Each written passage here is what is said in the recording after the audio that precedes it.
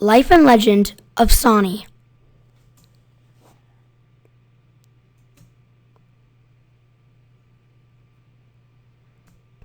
Setting the stage. In the 1830s, white government officials were forcing Native Americans to move to Oklahoma and Arkansas to restart their lives. One of these tribes was the Cherokee, and they lived in the southeastern United States. These were the native people of current-day Forsyth County, Georgia.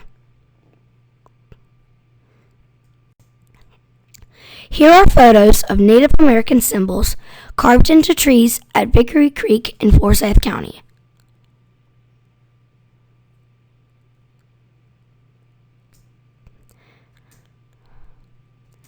The Cherokee Gold Lottery was a system for distributing land to Georgia residents. It was an act that was passed by the Georgia General Assembly in the 1830s to redistribute land that was already occupied by Cherokees. This made it legal to force Cherokees out.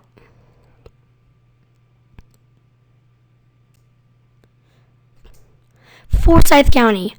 In 1835, 31 Native families lived here in Forsyth County. In 1836, white settlers came and forced out the native Cherokee. If the Cherokee refused to leave, they would be forcibly marched to Fort Campbell and put in a compound, then marched to Chattanooga, Tennessee, and then moved to Oklahoma or Arkansas.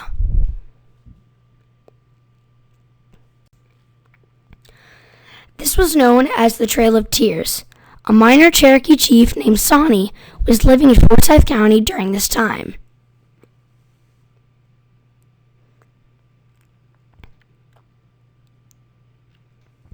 This is the 1835 census. This is proof that Sawnee lived here in Forsyth County. Notice the different spelling of his name.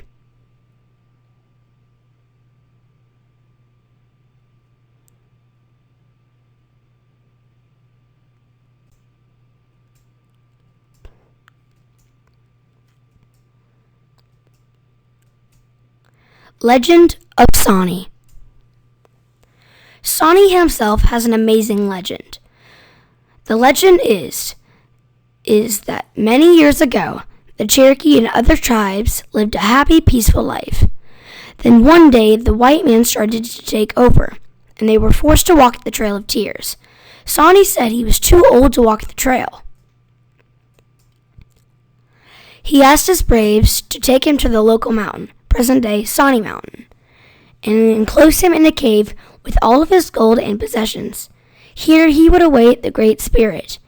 Anyone to find his tomb would die a horrible death. Nobody has ever found such cave, but many have looked. Chief Sawnee, a poem. At the foot of Sawnee Mountain lived a Cherokee clan, until along came the white man who wanted their land.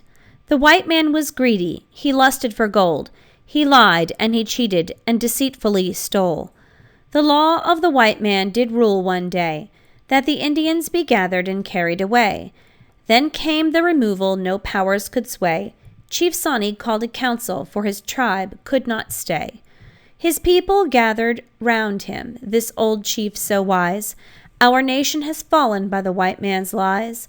Go on with the soldiers, be removed with the rest. I am too old and feeble for the long journey west. The red hills were calling, and too old to go, all withered and feeble, his footsteps were slow.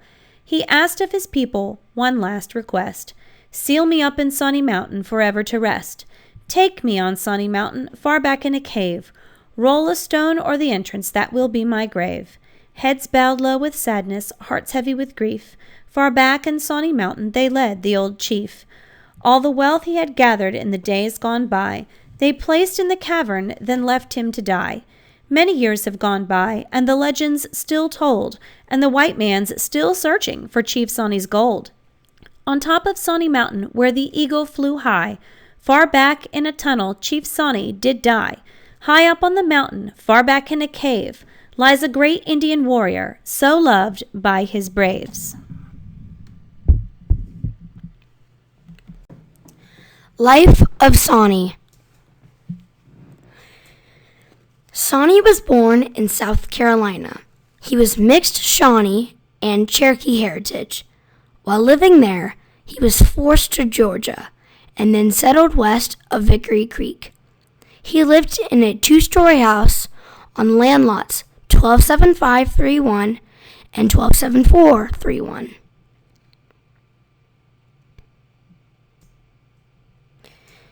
In the Cherokee Gold Lottery, Alexander Pope won lot 1275, which was owned by Sawnee.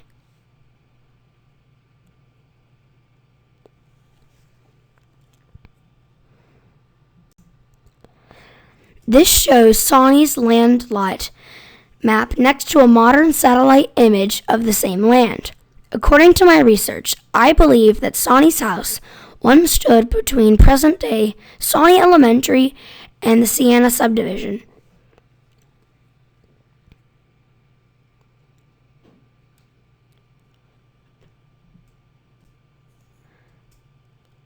Sawnee was a carpenter and built several of the original buildings which no longer stand on the town square. He had several sons-in-law, Waldea, Bobtail, Goodmoney, and Sampson. In 1833, John Osborne won lot 1274 in the Cherokee Gold Lottery, then sold it to Talbot Strickland for $45. Then Strickland sold half of the land to his brother Oliver Strickland. In 1836, Indian valuations began. Sawnee's property became a total of $618.50. By today's standards, that's a little less than $10,000.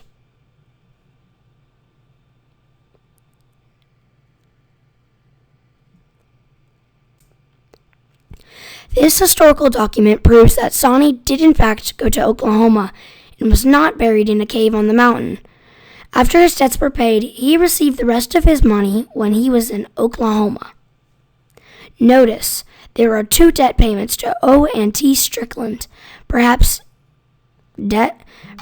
rent for his own land? Sawnee's legacy.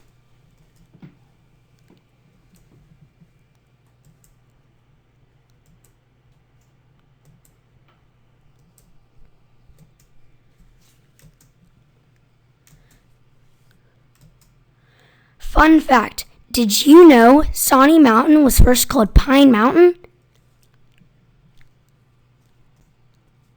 Thank you for listening. I hope you think Sawnee was an amazing man like I do.